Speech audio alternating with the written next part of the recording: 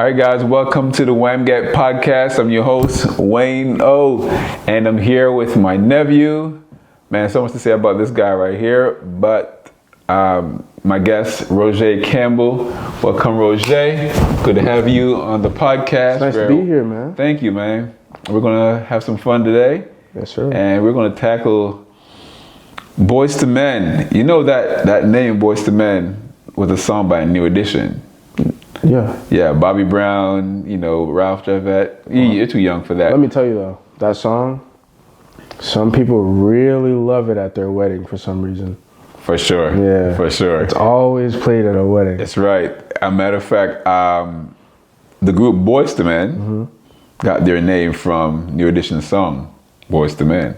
Okay. And they did a performance in front of Mike, who was part of New Edition, and I think they did Can You Stand the Rain a cappella. I'm a little too young for that one. True. But it's a story for those who never heard of Boyz II Men and how they got. It's a little story because I was a big fan of Boyz II Men growing up in high school. I used to sing their songs as a group and and we just had fun with them, man. Nate, Mike, Shona One. Shout out to Boyz II Men for sure. I promise you might think you don't know them, but I'm pretty sure you've heard them before. Yeah. For those who are 40 and older, like myself, Boyz II Men for sure. Yeah. And for my young nephew here, he probably know Jonas Brothers. I don't. Oh man. Different culture. Yeah. It doesn't. Hey, yeah. Watch out now. Hey man. Okay. It's not me right there. Yeah, but you know what? We're gonna jump into the podcast. We'll talk about going from Boys to Men and how over the years I know you, man. I've known you for a long time, and you were at my wedding, and you were what? 7 years old. Yeah. Now you're 22. Whew. Yeah. Man, I feel old. You are. 7 to 22. What if you were 46? Oh, stop it now. Back cracking. Struggling to get out of bed. Oh. That's not true. It's not true. Yeah. I stay healthy. I stay in shape. That's good, man. I get my rest. All right. I wish I could say the same. I eat right. My wife makes sure I do that. All right.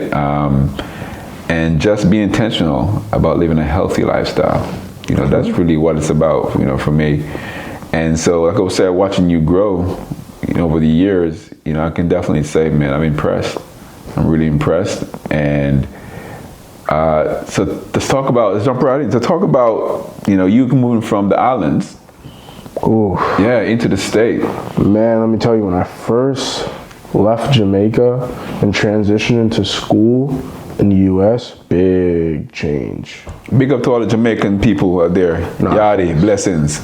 Yeah, massive and crew. I would say big change. It was rough. Yeah. It was real rough. I'm not even talking about just the accent, just like the culture difference. Yeah.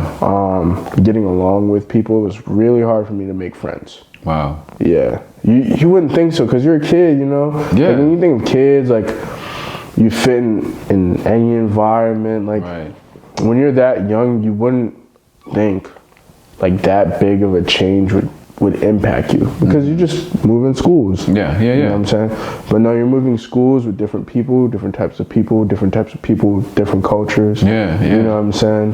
What's cool to us, not cool to them, No, certain things we say for sure truly will not pass in the United States. So it was just a big cultural difference. I would say shift. Yeah.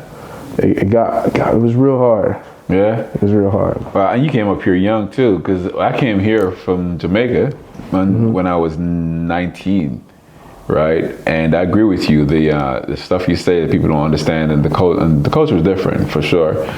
My accent was a big thing. And I still have my accent now, but it's not as strong as it was when I first moved into the state. So it was challenging. How I spelt words. Oh, color? Yeah, man. C-O-L-O-U-R. Okay, right. So, quick story with the color thing, right?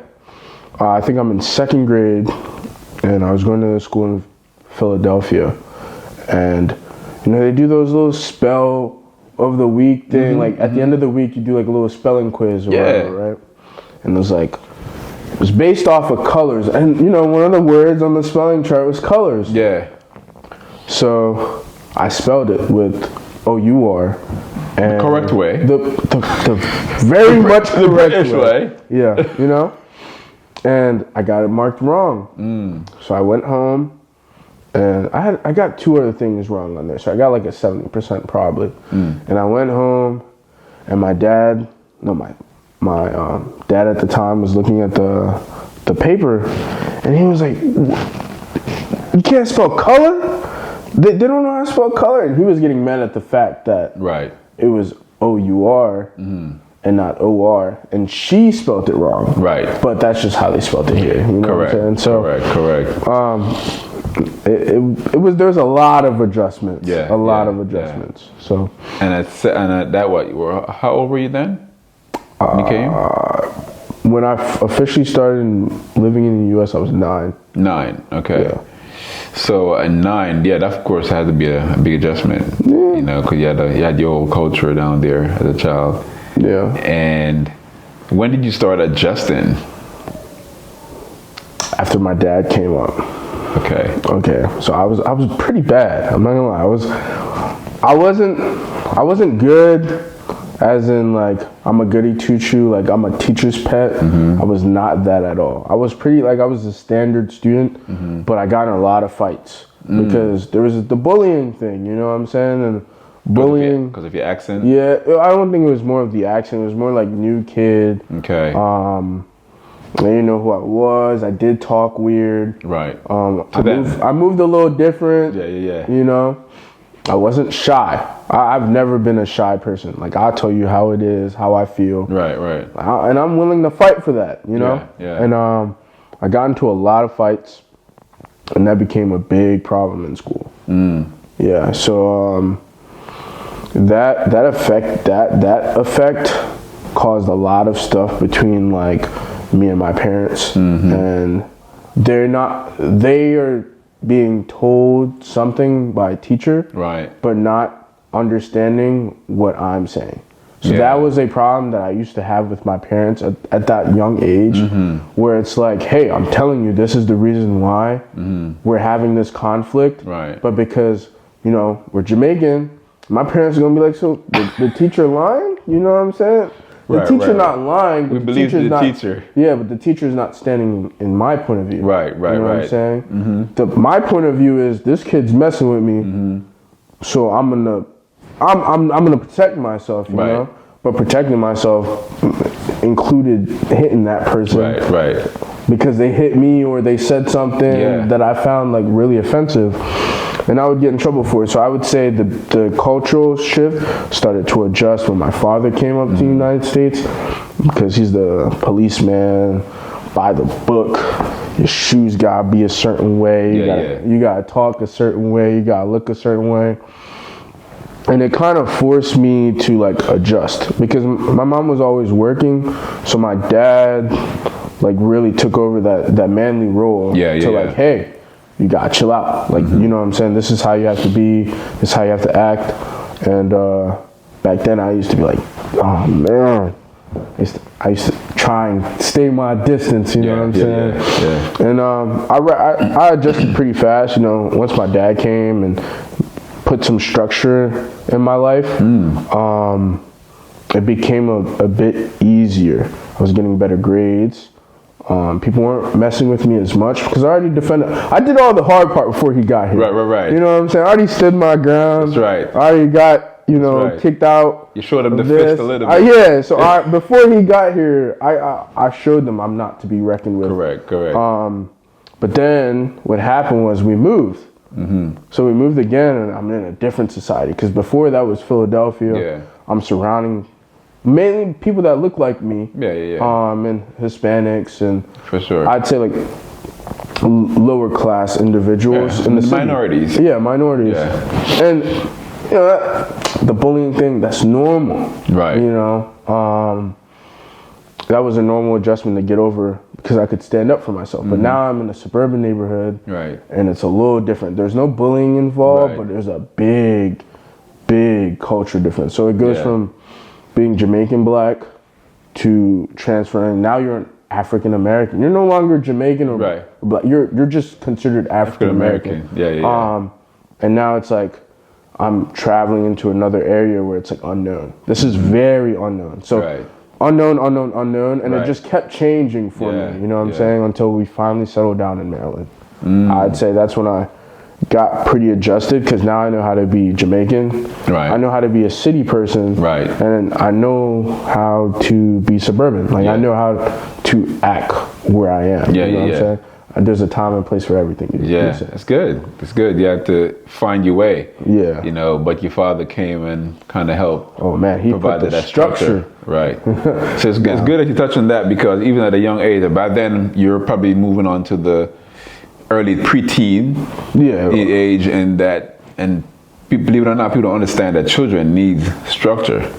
You know, they act like they don't need it sometimes, but they do need it. And as a father, you know, I can see that in my children. Like, we're not there to just wild out, but they want us to be there. We're going to provide structure. So I'm glad that you're able to experience that, you know, from your father.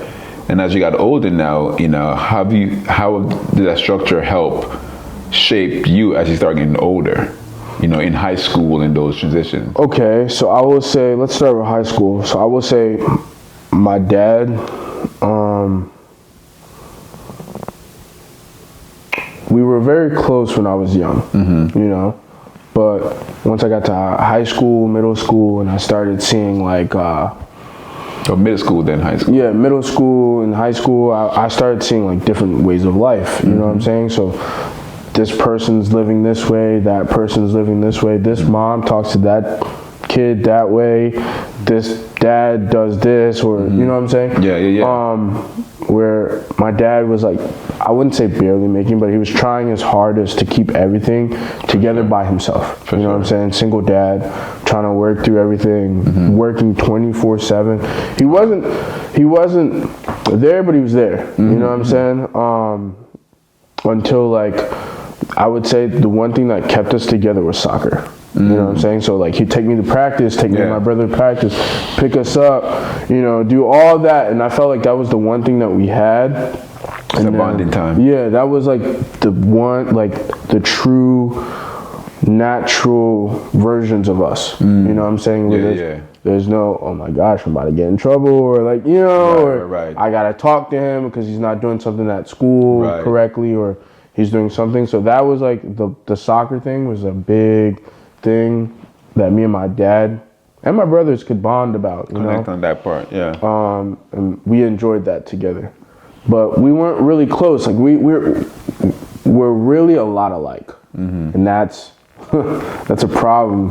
And you said your dad and you are a lot alike, not your brother, your dad and you, but just you and your dad. Me and my dad. Okay. I think we have. I hate to say this, but I hate to admit it. I think we have a lot in common. And as I grow up now, I see it. See, my dad always thinks, right? He used to tell me, he's like, don't follow behind this person or that person or that person, because that's how he grows. And he thinks I follow behind that person or that person or that person. No, I'm just very observant. I see that person doing that. I'm like, okay, I see that person doing that. Okay. But there's one thing about, I don't follow behind nobody. I set my path for me. For sure. Myself. And if you want to follow behind me, but I do not set a standard, because you're a man, I'm a man. Everyone has their own path. For sure. I came from somewhere they didn't come from, so I can't be like, oh, I'm gonna be like that person. Correct. They came from somewhere else. For sure. You know what I'm saying? Sure. But he used to say that to me. He's like, man, you follow behind this person, but little does he know that person is trailing me. He's walking right behind me. But I don't see any of the people that I surround myself as following me. I feel like we're all on the mutual ground, because at the end of the day, I surround myself with people that want the same thing. You know what I'm saying? Same goals, same mindsets. Yeah, man. The people that I used to hang out with are typically older than me. You know what I'm saying? Once I moved to Maryland, they were always older than me, and they'll be like, man, I want that type of girl. I want that type of house, or I want that type of car. And I'd be like, man, I want that type of car. Like, I want that type of girl. But it's not the same. It's the thought of it, like being at a high level. You know what I'm saying? you know, right now I can't afford a Lamborghini, but it'd be nice to have one. Right, You know what I'm saying? for That's sure. how we would think. For sure. Like, Yeah. you know, how can we get there? And, Right. that was one thing me and my dad couldn't see eye to eye on. He thought I was trying to be like this person when I was just trying to find me. Right. Oh, that's good. It's because as you said, that's you adjusting, you know, that structure that he created for you, and as you start getting older, you start seeing different things, have your own perspective, have your own views, and at one point you may think that okay, now you're following, when really you're observing. Right. That's a good.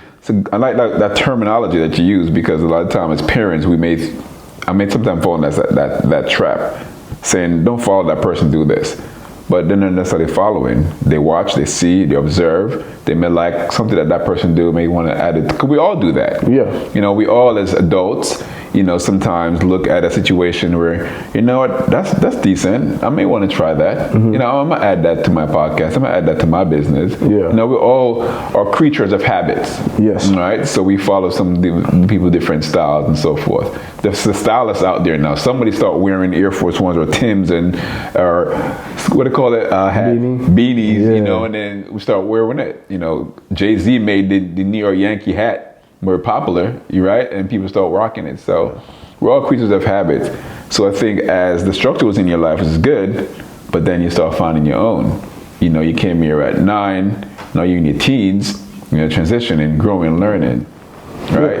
And then how I know you touched on being in a different environment where it's no longer the minority environment, but now it's the suburban environment where you have to deal with race a little bit.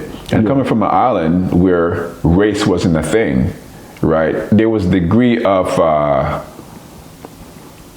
societal credentials. Okay, I have more money than you, type of thing. But the skin color wasn't a big factor growing up in Jamaica. I don't think it was. You know, and that's how we grew up that way too. That wasn't the thing. But coming here, United States, living in the suburban area, like you mentioned, now you are considered African American, not just Jamaican, African American, and you're surrounding yourself with, you know, Caucasian. Now, how did that fit in for you, adjusting? Boy, I had to learn how to code switch. Code switch. I don't Explain that for me a little bit. All right. So code I'm an old man. So code switching, right? I'm sitting with you right now. Right. You got the business part of me. Right. You know what I'm saying? The cool guy trying to understand from an elder. Yeah, you know the young entrepreneur coming. But then I'm a different person when I'm with my girl. Right. You know what I'm saying? I'm that lovey-dovey, come here, honey. Right? As you should. And then when I'm with my boys, I'm like, hey, what's up, man? Like, how you doing? Yeah. They're 3 different personalities right there. Okay. No, I wouldn't even say personalities, but 3 different perspective on how people see you. Yeah. You know what I'm saying? I want my lady to see me as loving and kind. I want you to know that I respect you and I'm willing to learn and understand what you're saying. Right. But now when it comes on to race, right? Yeah. Me and you, we come from the same background, so we understand certain things. Yeah. Our culture is similar. Me and another African American, the only thing we have much in common is skin tone. Right? And a little bit of culture, you know what I'm saying? Right. Me and a white person. Yeah, me and a Caucasian person, we don't really have much in common. I mean, besides I got a dad, you got a dad, you know, we're all human. Yeah. Besides that, I think culturally we're taught different. Yeah, for sure. You and the Asian, you're an Hispanic, you know, other than minority, the culture is different. The culture is different everywhere, and you know, it came to a point where I had to realize that, like, my dad, he don't care. He would yell at me in front of you. You know what I'm saying? But Timmy's mom over there is gonna be like, "Hey, Timmy, I need you to put that down." And as Jamaicans, we don't used to that stuff. Yeah, right. So that's different. That's foreign.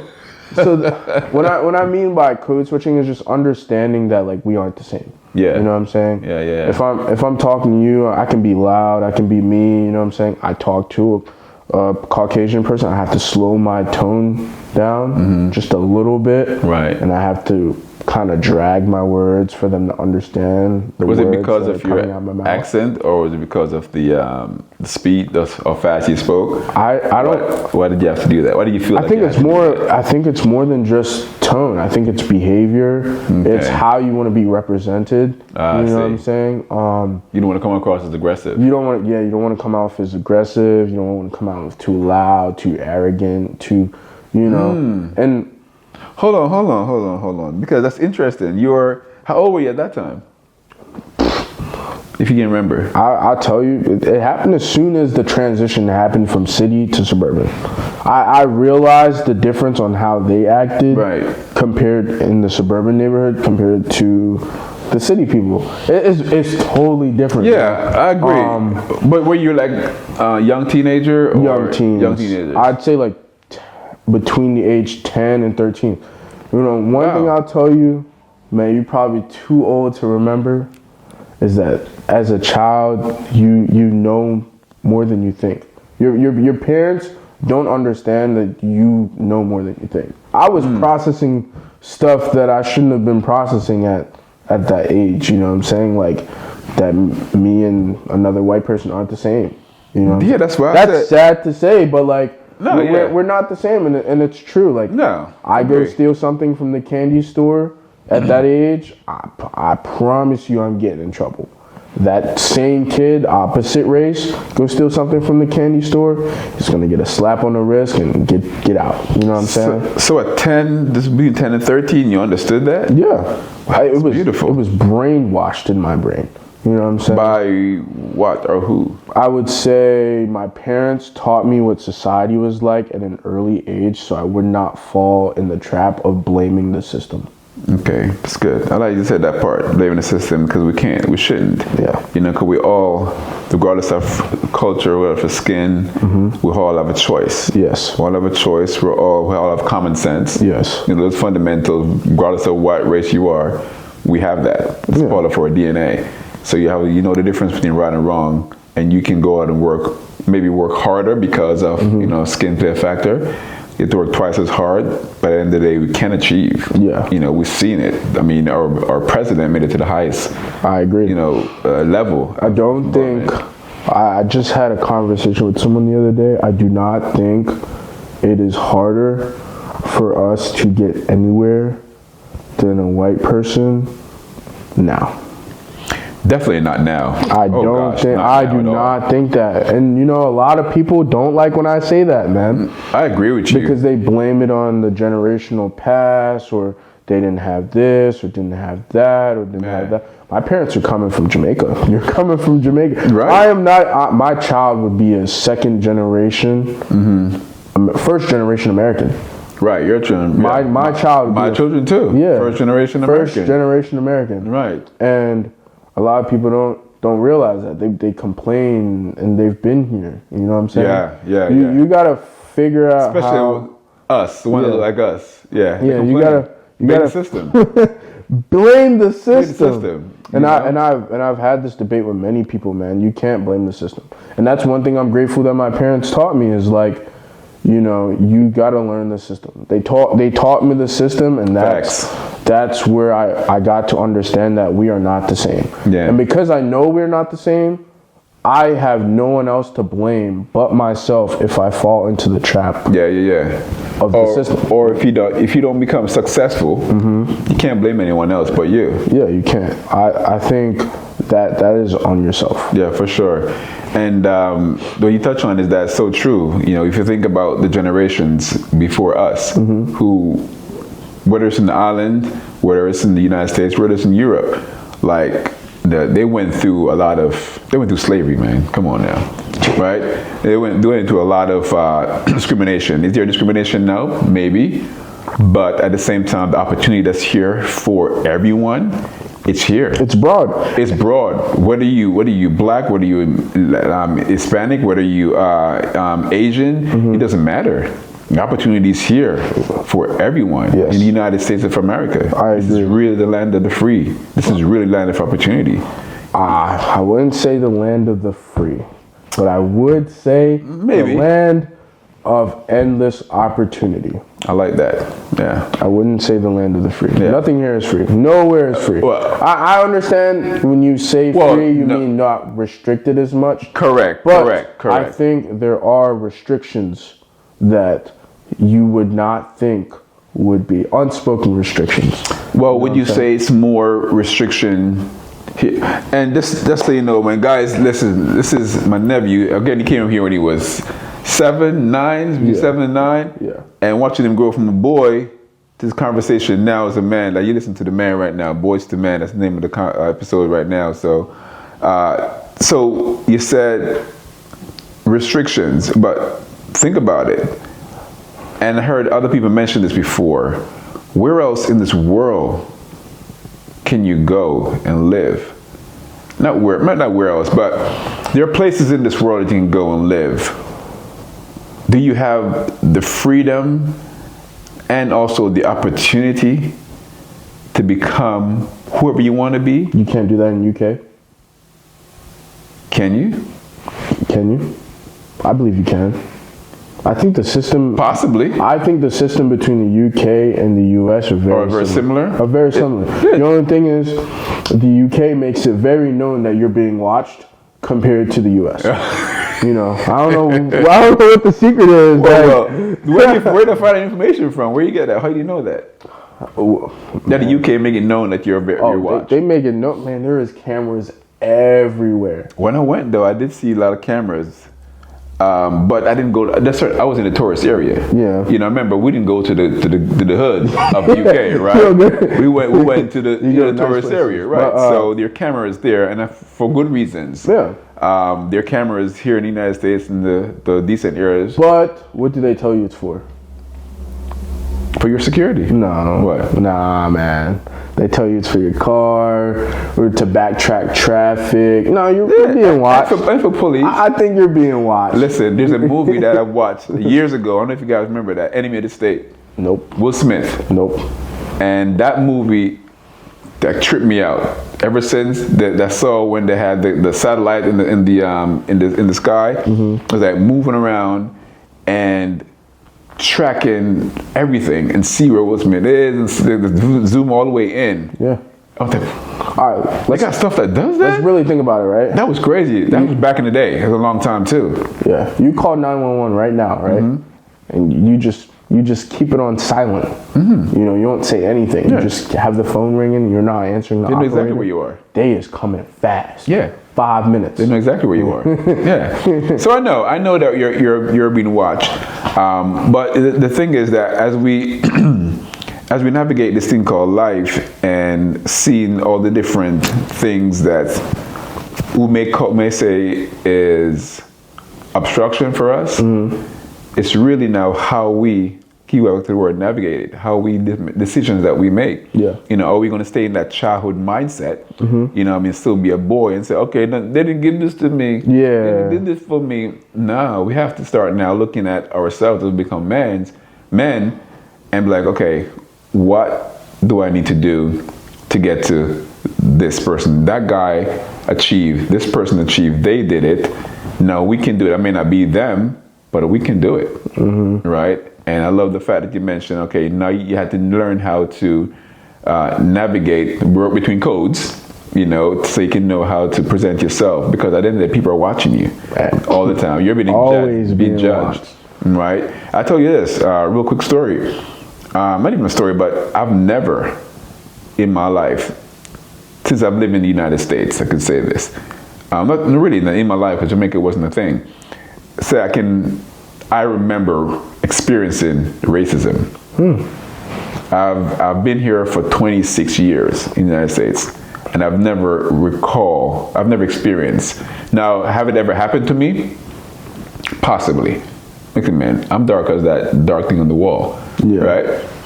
But at the same time, I've never physically experienced it, not from anyone, right? Do you think that's just because do you think that's like your mindset of thinking that everyone's happy and jolly? I do have a positive mindset. Yeah, you know that about me, right? I have a positive mindset. I always tell my wife, everyone is innocent until proven guilty to me. I'll trust you until you give me a reason not to trust you. Then I'm going to have reservations.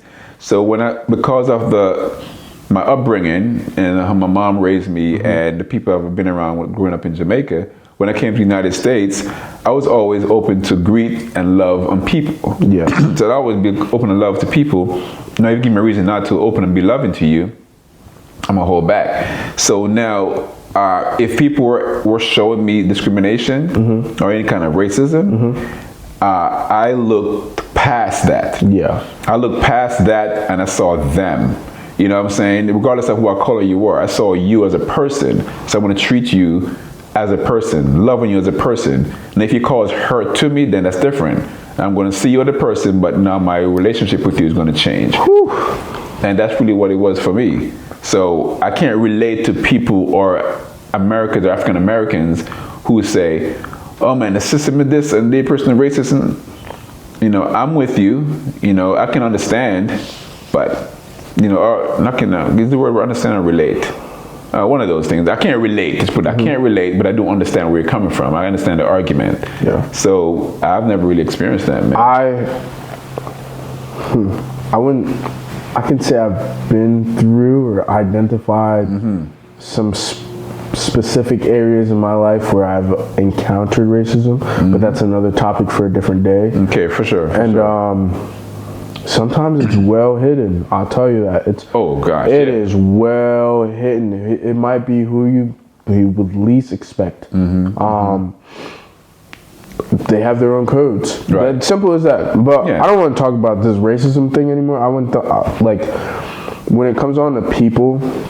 You know what I'm saying? Oh, I know. I'm not trying to talk about racism. I just want to know when you transition to the suburban area, just the audience, like it's not about racism. Just as you transition to the suburban area as a young child, really a young teenager, how did you have that mindset to know that, well, shoot, Timmy is different from Roger.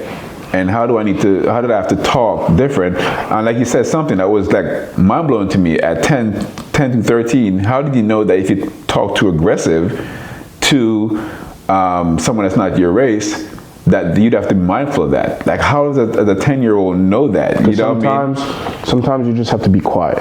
Yes, I like that. Sometimes you have to be quiet and be observant.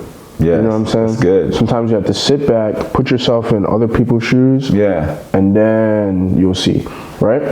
I'm in Philly, cool.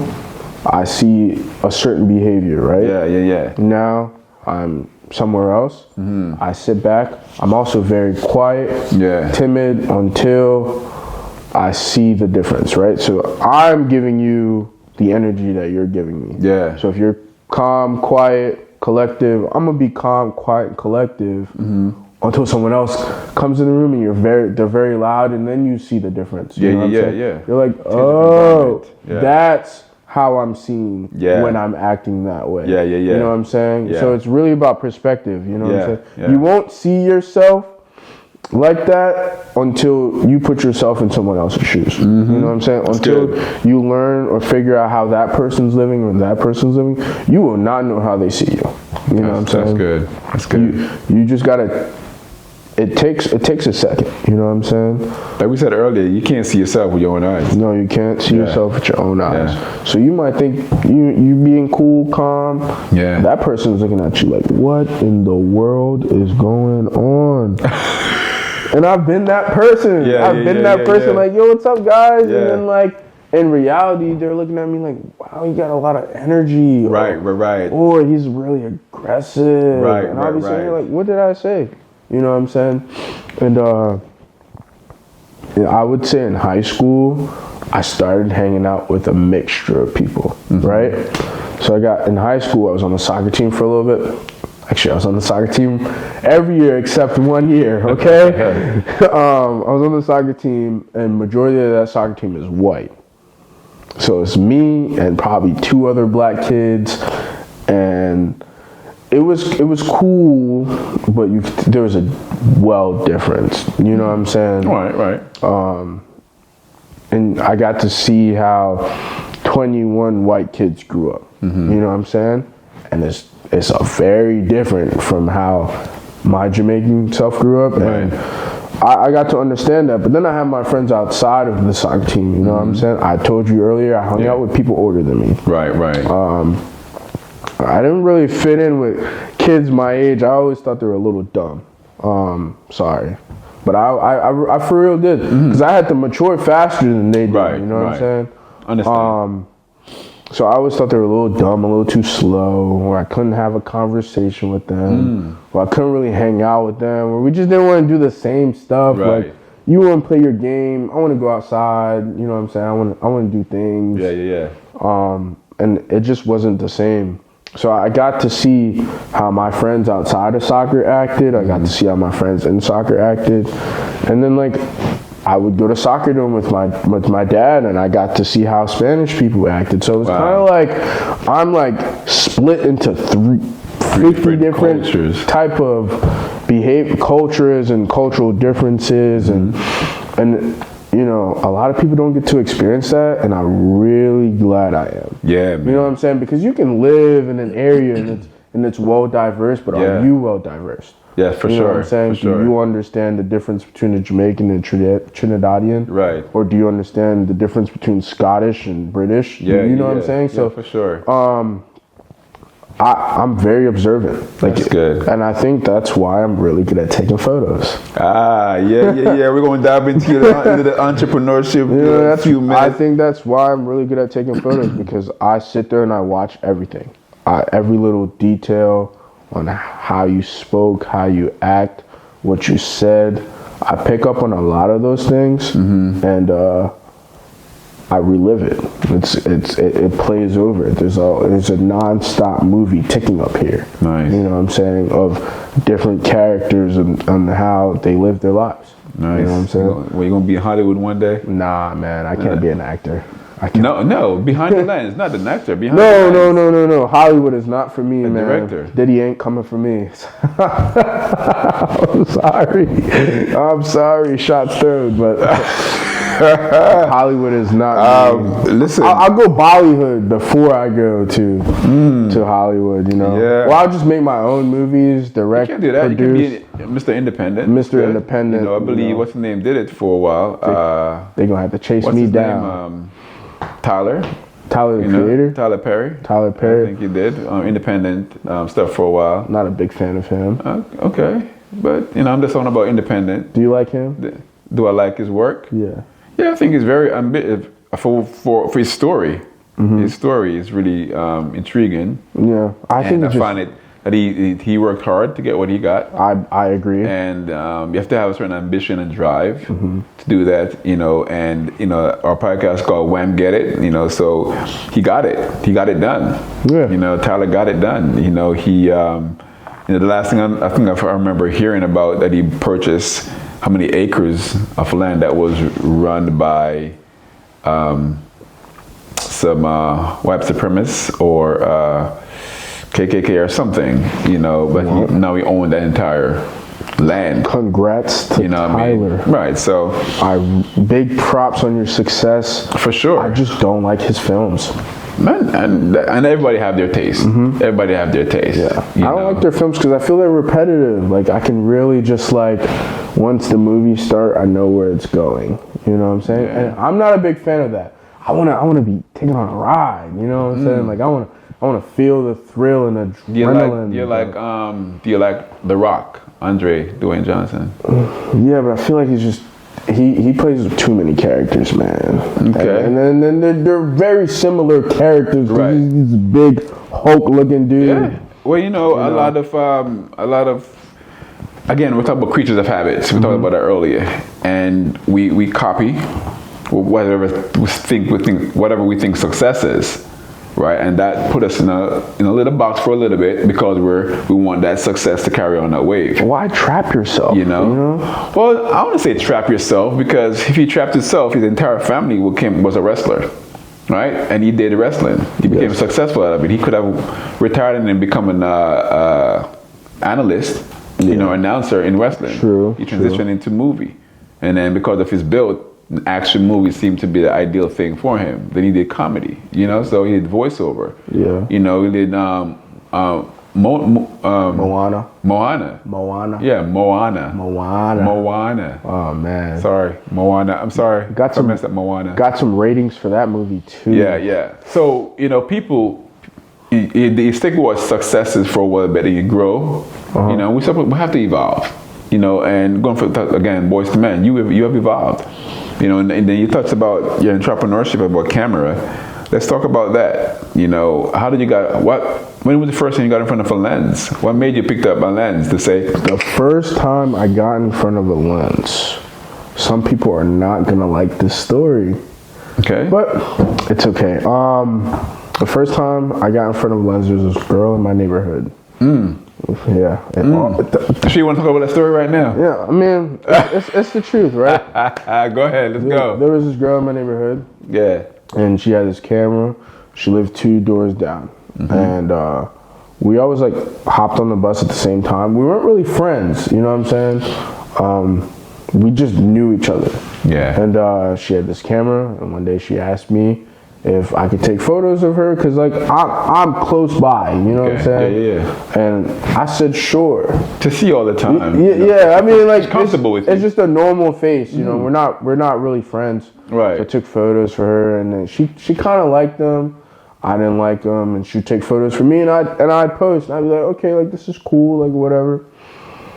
But then I started realizing, I really just don't like her photos of myself. So I started looking up, how to take better photos in a Nikon camera. And Nikon, yeah, I remember those. And it was real shaky, and I was like, I'm not doing this right. Because what I didn't know is there's 2 different types of cameras. You got you had mirrorless, DSLR. I didn't know what kind of camera she had. Foreign language to me, man. But and I just didn't understand how it was working. And I wanted to look good. I loved movies growing up. That got me through my childhood. Movies.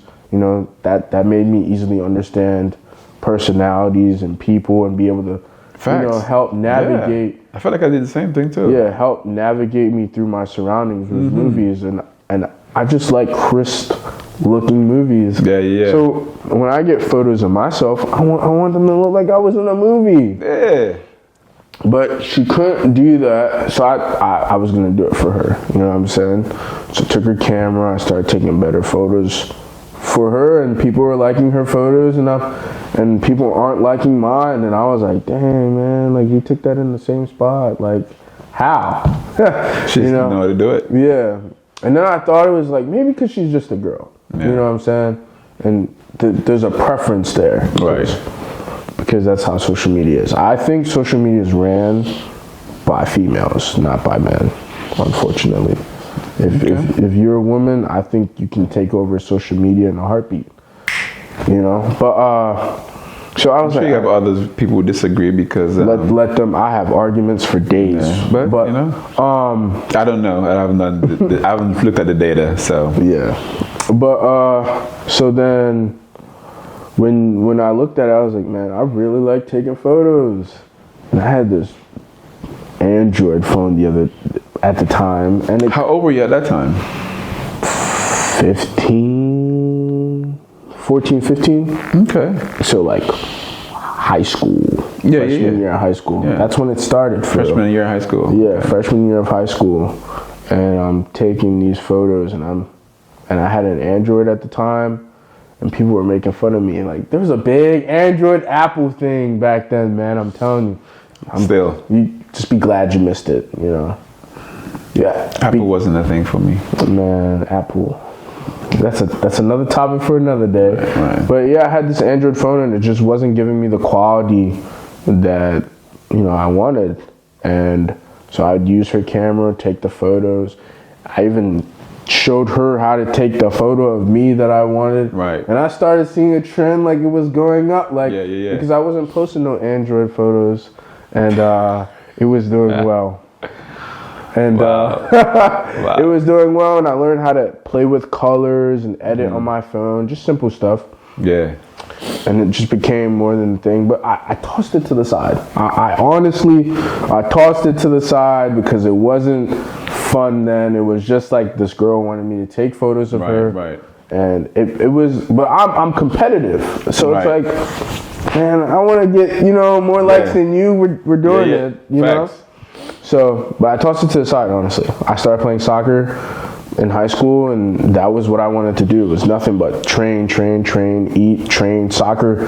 My dad plays soccer like 4 times out of the week till now, and me and my brothers were there. So I'm going to school, practice again, and then like my dad playing soccer. So I'm having like my days were slam packed with a whole bunch of soccer. So that was my priority focus. And it wasn't until I got out of high school, like I'll say my senior year, at the end of it, I wanted a camera. Someone got me a camera, but it was like a cheesy little cheap $200 camera. So wait, so from freshman year in high school, 14, all the way to the end. I did not. That's 18. 4 years. 17. 17. I graduated. So for 3 years, didn't touch a camera again. Did not touch a camera. Didn't have any desire for it because soccer consumed your time. Yeah. You had a passion and love for it. Dad does it, so father and son, the type of thing. Your brother did it, so it was a no-brainer. Yeah, no-brainer. And out of the blue, someone bought your camera? Yeah, so I got a camera. Or did you ask for it? No, I didn't ask for a camera. Out of the blue? I got this little tiny little camera. Your girlfriend from down the street? No. Actually, you want to talk about that person? She actually moved to Chicago. No, I'm going to talk about it. It's fine. I'm going to talk about it. So I haven't talked to that person ever since the camera days. I swear to you. And so you got a camera in the mail? Okay. So, no, I got a camera, a little tiny camera. I can't remember if it was my dad or my stepmom that gave it to me. Yeah. Someone got me a little tiny camera, and by the end of the week, I lost it. I swear. By the end of the week, I lost it. It wasn't a thing for you at the time. And I honestly, I didn't care. I really did not care about that tiny little camera. And it was cool. It was during COVID, and there was nothing to do. Wait, during COVID, you were in high school? During COVID, I was in high school. Oh my gosh. Dude, you're young. It was my senior year when COVID happened. I didn't get to walk across the stage. Yeah, I know. Yeah. A lot of people didn't. Boo-hoo. I don't care. It's okay. Yeah, whatever. But yeah, I didn't pick up a camera until one day. I'm with my friends. I go to a car meet, and I took photos of this car. With whose camera? No camera. Oh, okay. On my phone. Your phone, okay. On my iPhone, Mr. Wayne. I took this. If you guys didn't know, we have this debate on whose camera is better, and we're not gonna get into that because it gets real aggressive. But so I took a photo on my phone at this car meet, and it was of this red Lexus, like 2007 IS 350, I think. The IS or the GS? No. Oh, it might have been a GS. Yeah, I think it was a GS. It looked nice. It was Jamaican. It was a Jamaican that was driving the car. Well, you know how we do. I took a photo. He liked it. We were cool. I went around. I started taking more photos. And one day I took a photo of the Subaru. Yeah. And this guy offered me a lot of money. Like a lot of money to take photos of some cars. And I'm like, what? Now I'm getting money for this? Yeah, yo, like, what? How did this happen, you know? It's a no-brainer, right? Yeah, I was just collecting these car photos, and I really liked them, you know. It was just a hobby until, crazy. I decided that like I needed it for survival. Yeah. You know? I was put in a situation where I had to find out how I was gonna live. Yeah. You know what I'm saying? And I've always had some hustle in me that I didn't talk about prior, but like, I've always figured out how to make money. Okay. Young entrepreneur right there. Yeah, I've always known how to make money from selling candy bars in school, you know, or little Skittles packs, anything. Yeah. Like I always knew how to make money. That was not a hard thing for me. Right. You know? So what happened was I just started taking photos of friends of mine. Like I take free photos of friends all the time. And I would post them. I'd be like, yo, you post them, say who took the photo. Yeah. And then it just gradually became a thing where it's like, hey, can I have a photo? Okay, do you have $20? You know what I'm saying? Right. I just want $20. Yeah. Some gas in my car. Yeah, you know? That was cool.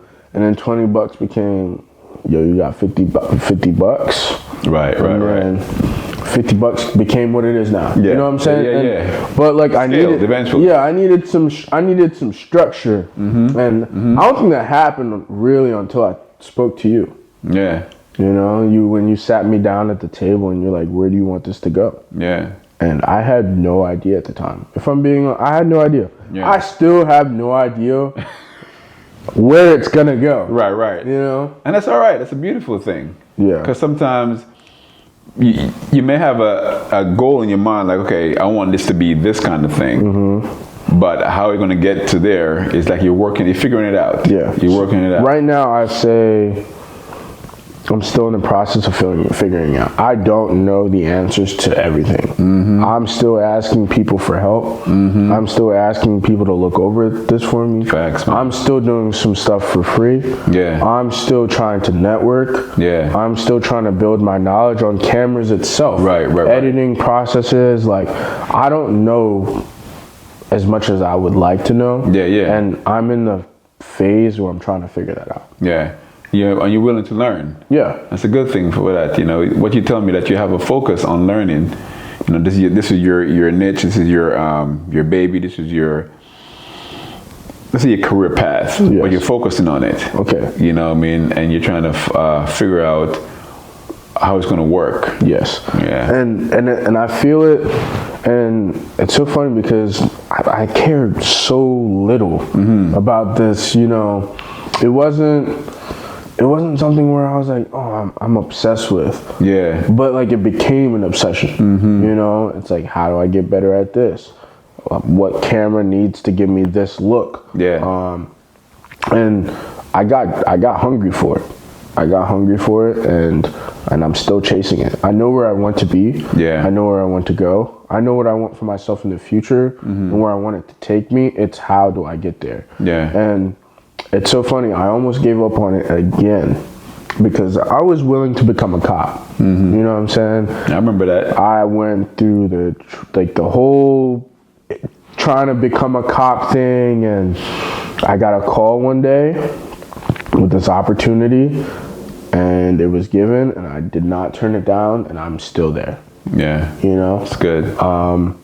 Because you need stepping stones, you know what I'm saying? I need to say that I'm kind of building my portfolio. I've done this, I've done that, I've done this, I've done that, and I've done this. And that's where I said, I don't know where I want it to go yet.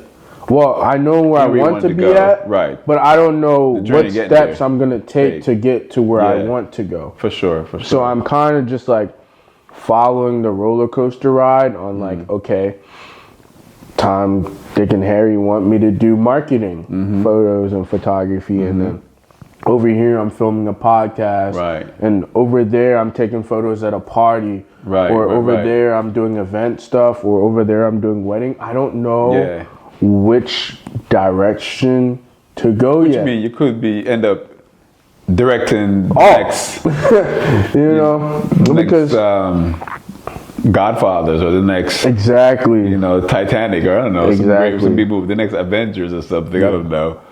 I love storytelling. I'll tell you that. Yeah. I love storytelling. I love movies. I really like putting stuff together.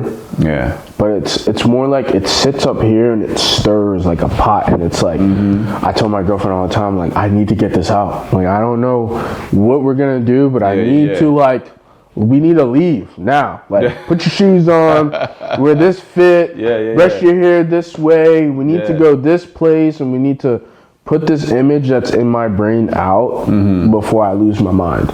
Yeah. And like, I'll sit there and I'm like, and she's like, what is going on? Sit still and all that. But like, my brain is moving 3,000 horsepower power miles per hour gone. Like it is somewhere totally different, but I'm like in the zone. I'm like locked in. Yeah. But to her, I look probably crazy. I'm telling you. To our partners, sometimes we do look crazy, man. Yeah. Oh my gosh. I feel bad for her, man. I really do feel bad for her sometimes. I'm like this very high energy person. Yeah. And like I try to get her to be high energy, but she's really chill. And that's good for me because then it brings me down to earth. The balance. You know what I'm saying? The balance. And I really appreciate that because without that, I don't think I'd have my head on straight to get where I want to go. I need that. You know what I'm saying? I need someone to help me direct or calm my nerves to move, to be the entrepreneur I want to be. Yeah. You Yeah. know? That's good. We need partners for sure. And that's thinking of myself, you know, my wife and everything, you know, when I started the cleaning business and, you know, she told me that, hey, we can do this.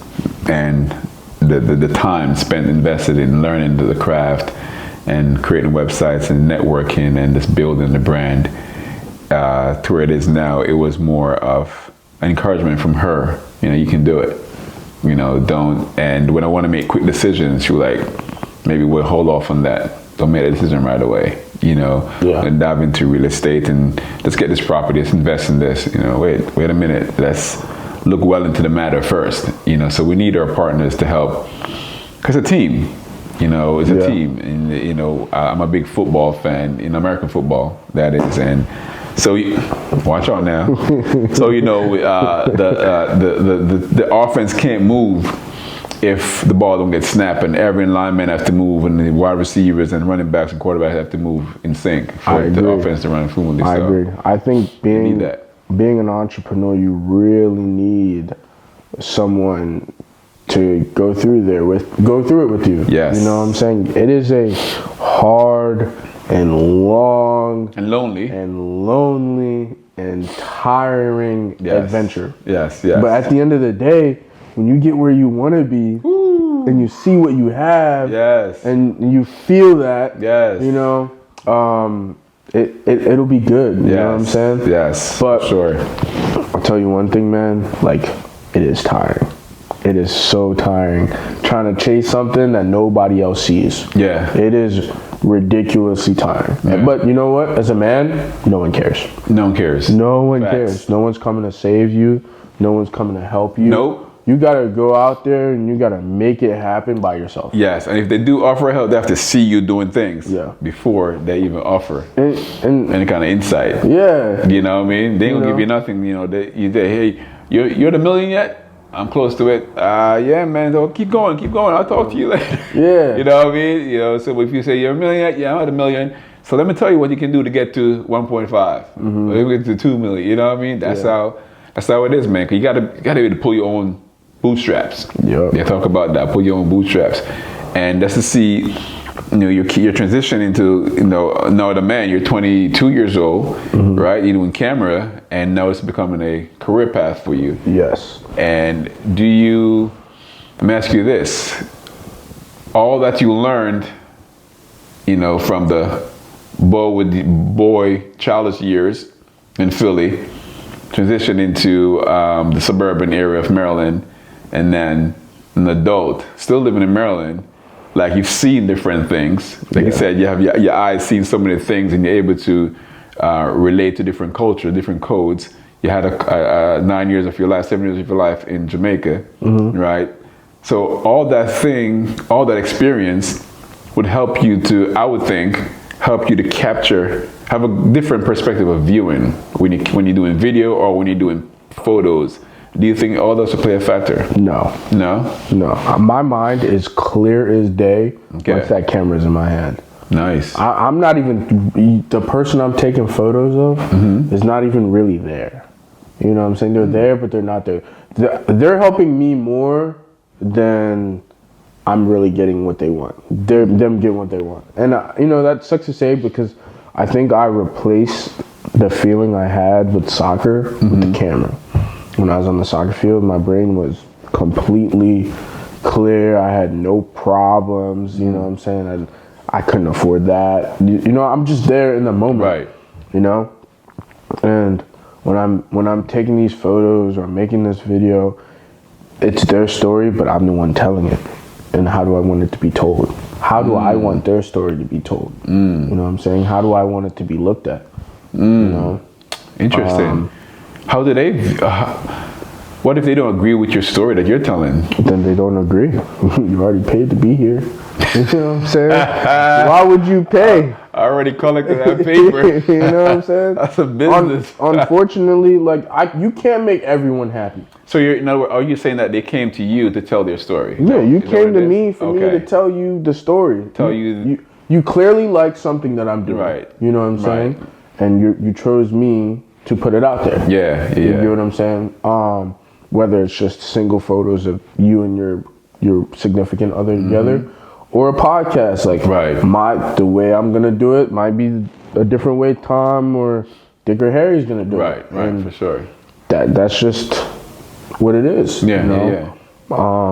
But my mind goes blank, bro. It's like you're in the moment. I'm like, all right, you gotta do this, you gotta do that, and bang, bang, bang, bang. Yeah, and I enjoy that. You're present. Yeah, you're very present in that situation. Yeah. Nothing from the past or nothing is influencing nothing or making you think differently. You're just in the moment. You're present, and you're creating that picture. Yes, that they came to you for. Yes, and that's good. But I'll tell you this though, when I'm sitting on the couch and I'm watching a movie or I'm out with her and I see a beautiful spot, I'm then thinking about the future.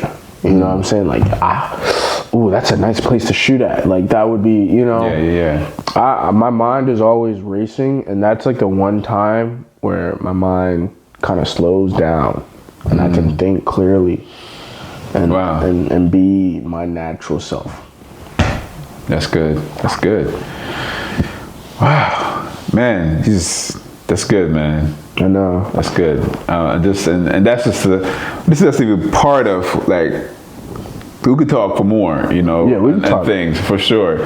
And but it's to see the transition, how you've grown, and where you are now, where you're trying to take this. You know, the sky's not even the limit.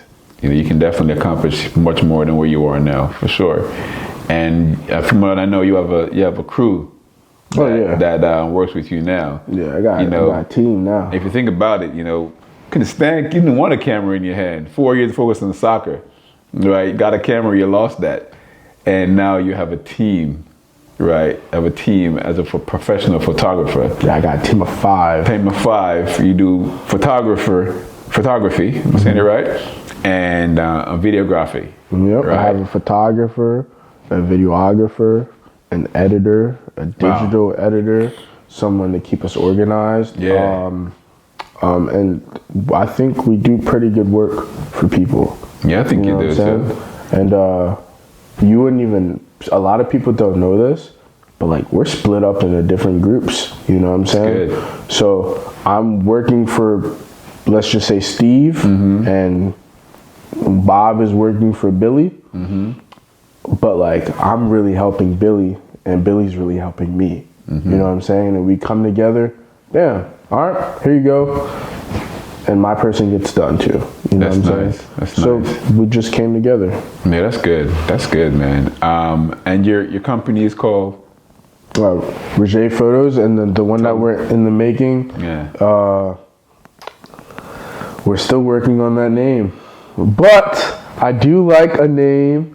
But I can't say it because I don't want it going out there. What? Drop it here first, man. No, the Wamget podcast. Let's go. Not yet. It's not ready yet. I promise you. Roger Photos is the photography portion of it. Roger Photos is the photography portion, video. I can do whatever. You book me, I can do whatever on there. So video and photography is all through Roger Photos? Yeah, all through Roger Photos. And you said there is something else in the making? There's something else in the making. Has to do with videography and photos, or no? It has to do with a mixture of a lot of things. Like directing? Yes. Directing. That's a big part. Was it? Cinematography. Cinematography. Thank you. That too. Yes, partially. Okay. And so you want to drop the what was it? There's you don't want to drop the name. I don't want to drop the name. Okay. I see. Off camera then, maybe? Off camera. Off camera. Off camera. Oh, you're first here at Wamget. Oh my gosh. Yo, Roger Campbell from Roger Photos. Yes, sir. I appreciate you, man. Thanks for coming through. Listen, guys, I want you to realize that if you have a dream, regardless of where you're from, whether your background, you can pursue it, you can strive for it. You're going to have challenges, you're going to have bumps in the road, but pursue your desire and do it for you, right? You grow from boys to men, you're right? And so if you like this video, if you like this podcast, subscribe, click, and I'll see you again in the next Wamget. Thank you. This is Wayne. I'm out.